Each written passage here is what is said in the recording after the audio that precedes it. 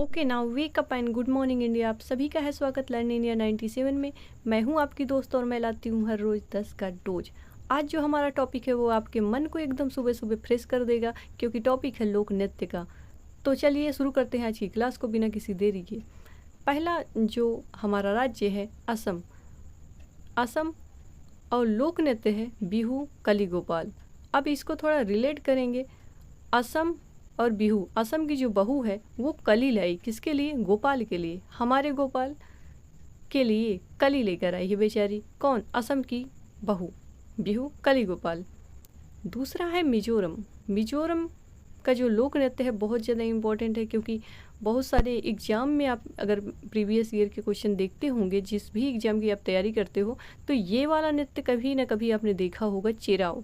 मिजोरम का है चेराओ। ये कभी चेराओ ऐसे लिखा रहता है, कभी ऐसे। ये फेमस है, इसलिए इसमें ट्रिक बनाने की आवश्यकता नहीं है आई थिंक। तीसरा है मेघालय, जिसका लोक नृत्य है बागला।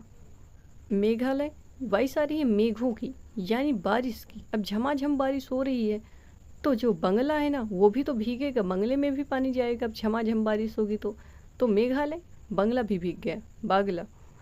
मणिपुर, मणिपुर की जो कुकी जनजाति है उनके द्वारा किए जाने वाला नृत्य है बांस नृत्य, जिसको बम्बू डांस भी कहते हैं। बहुत ज़्यादा इम्पोर्टेंट है, ये एग्जाम में हमेशा ये आता रहता है।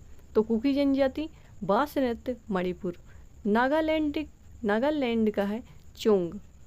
अब ये जो चोंग है इसको आप ऐसे रिलेट कर सकते हैं चोंच, और कुछ तो बन नहीं सकता इसमें। ये चोंग को आप चोंच समझ सकते हैं। तो मान लीजिए ये वाला सांप है ना, तो ये इतनी बड़ी तो इसकी चोंच है। आप सोचो, अरे ये जो नागालैंड के जो नाग होते हैं उनकी चोंच कुछ ज़्यादा ही लंबी होती है। पता नहीं कैसे ही बन गया, पर आप याद रखोगे हमेशा कि नागालैंड चोंग। इसके बाद है अगला राज्य उत्तर प्रदेश। उत्तर प्रदेश में कई फेमस लोक नृत्य हैं जो अक्सर एग्जाम में पूछे जाते हैं। आप याद रखेंगे इनको हमेशा, ये सारे ही इम्पोर्टेंट हैं। उत्तर प्रदेश का जो पहला लोक नृत्य है रासलीला। कजरी, झौरा, नौटंकी और चरकुला। चरकुला ब्रजभूमि का लोक नृत्य है। तो आप रिलेट कर सकते हैं थोड़ा कि जो नौटंकी होती है ना वो उत्तर प्रदेश में होती है, ऐसे थोड़ा रिलेट करने के लिए कह रही हूँ। और झौरा यानी यहाँ के जो जितने भी छोरे होते हैं वो नौटंकी कुछ ज़्यादा करते हैं।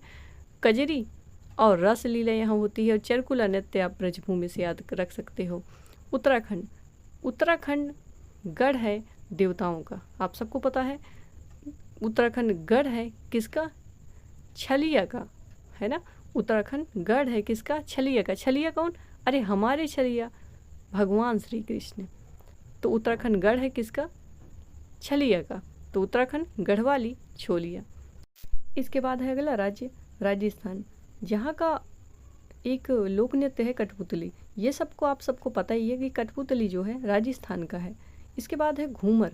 घूमर आपने दीपिका जी के डांस से याद कर लिया होगा, जब वो बाईसा घूमर घूमर में घूमती है ना, बहुत हौले हौले। अच्छा, वो हौले हौले पता ही क्यों घूमती है? क्योंकि उनके पैर में ना सुई चुभ गई थी। आप ऐसे सोच लो कि उनके पैर में सुई चुभ गई थी, तो अब बेचारी कैसे घूमे? तो धीरे धीरे घूम रही थी। तो ये सुई सीनी, घूमर और कठपुतली राजस्थान के लोक नृत्य हैं। इसके बाद एक बहुत ही इम्पोर्टेंट है कालबेलिया नृत्य।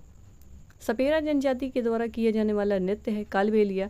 कालबेलिया को विश्व में पहचान दिलाने वाली जो नृत्यांगना है इसकी, गुलाबो, ये पद्मश्री से सम्मानित है। ये सभी लड़कियों के लिए एक मोटिवेशन है, क्योंकि जब ये इनका जन्म हुआ था ना, उस समय इनको दफना दिया गया था। सोचिए आप, उस समय इनको दफना दिया गया था, और आज उन्होंने भारत के इस लोक नृत्य को 153 देशों तक ले गई और पूरे विश्व में ख्याति दिलाई। तो अपने जीवन को एक सही दिशा में ले जाकर हम बुलंदियों को पा सकते हैं। इसके बाद है गुजरात। गुजरात के जो फेमस लोक नृत्य हैं आप सबको पता है, गरबा और डांडिया, बताने की भी ज़्यादा आवश्यकता नहीं है। महाराष्ट्र का है लावनी और तमाशा। अब महाराष्ट्र में है मुंबई, जहाँ पर बहुत सारी मूवी बनती हैं, है ना। तो वहाँ तमाशा तो होगा ही। और लावनी मतलब मुंबई लावनी, सभी यही बोलते भाई, लाओ मुंबई लाओ, मुझे लाओ मुझे लाओ, मुंबई लाओ मैं मुंबई जाऊँ। अब कुछ लोग मतलब घर पे ही मुंबई ऐसे सोचते नहीं है, सिनेमा घर पर ही आ जाए तो मुंबई लाओ सोचते हैं, तो तमाशा होगा ही। महाराष्ट्र लावनी और तमाशा। इसके बाद है झारखंड। झारखंड के जो लोक नृत्य हैं छऊ और पाइका। झारखंड से वाइस आ रही है ना, झार कोई झाड़ी है, मतलब झाड़ का खंड है। अब आप वहाँ पर 4 पाई लेकर पहुँच गए अपनी, तो 4 पाई से थोड़ी ना काम चलेगा, वहाँ आपको 6 पाई चाहिए। मतलब जैसे 4 पाई होती है ना, वहाँ पर आपको चाहिए 6 पाई, ताकि आप सुरक्षित रहो, क्योंकि झाड़ है ना वहाँ पर। इसके बाद है छत्तीसगढ़।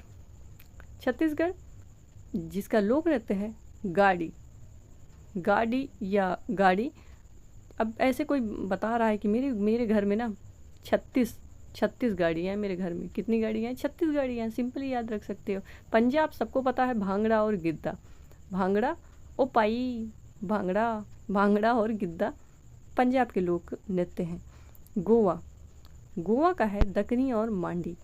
अब गोवा में आप सभी जानते हो गोवा वाले बीच में लोग कैसे रहते हैं, तो भाई अब इतना भी खुलापन ज़रूरत नहीं है। वहाँ भी मतलब ढकना पड़ सकता है, क्योंकि वहाँ भी मंडी उंडी हो सकती है, वहाँ लोग हो सकते हैं, आम इंसान बेचारे।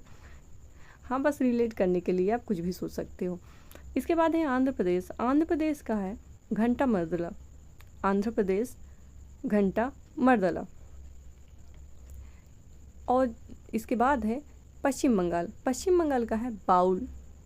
पश्चिम बंगाल का है बाउल। अब जो पश्चिम बंगाल वाले होते हैं ना, वो मतलब उनकी जो लैंग्वेज होती है, जैसे रसगुल्ला को वो बोलते हैं रोसोगुल्ला, तो ये अभी उनको एक बोल बोलना था, लेकिन वो क्या कह रहे हैं बाउल।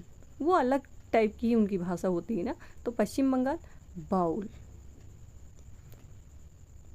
इसके बाद है उड़ीसा। उड़ीसा का सिंपली उड़ीसी है। कर्नाटक का है यक्षगान। कर्नाटक मतलब कोई सर पे एक चाबुक लेकर खड़ा हुआ है भाई। कर्नाटक कर्नाटक कर्नाटक कह रहा है कौन सा नाटक करूँ भाई, मारे जा रहा है, बता तो दे कौन सा करूँ। यक्षगान, यक्षगान वाला नाटक कर। कर्नाटक जल्दी नाटक कर, यक्षगान। इसके बाद है जम्मू कश्मीर। जम्मू कश्मीर का है राउप और दामली। राउप और दामली। और जो लास्ट है हिमाचल प्रदेश, छपेली और डंडा नाव। हिमाचल प्रदेश छपेली और डंडा नाव। अब हिमाचल को आप सोच लीजिए हिमालय। अब आप हिमालय पर चल रहे हो, है ना, तो आपकी जो चप्पल है ना, चप्पलें, तो चप्पलें आपकी फिसल जा रही हैं, तो आपको एक चाहिए डंडा और नाव, जिसमें आप बैठ के आप मतलब ऐसे कह रहे हो कि वो एक चढ़ने वाली नाव चाहिए मुझको, डंडा चाहिए जिसको ऐसे गाड़ गाड़ के हम चढ़ जाएंगे, नहीं तो ये चप्पलें हमारी बहुत फिसल रही हैं। तो चप्पल से छपेली, हिमालय पर आप हिम पर आप चल रहे हो, और छपेली और डंडा नाव। आप 1-2 बार इसको सुनेंगे तो याद हो जाएगा। शायद एक बार में समझ में ना आए, एक बार में तो नहीं आता। अगर कोई मुश्किल चीज़ें होती हैं तो हमें दोबारा पढ़ना पड़ता है। तो आप इसको 1-2 बार सुन लीजिएगा और रिलेट करिएगा आसपास की चीज़ों से। ऐसे ही नहीं कि आप इसी ट्रिक से याद करो, ज़रूरी नहीं है। आप जैसे आपको समझ में आ जाए, जैसे आपके दिमाग में बैठ सके, जिस भाषा में, उसी भाषा में आप उसको याद रख सकते हैं।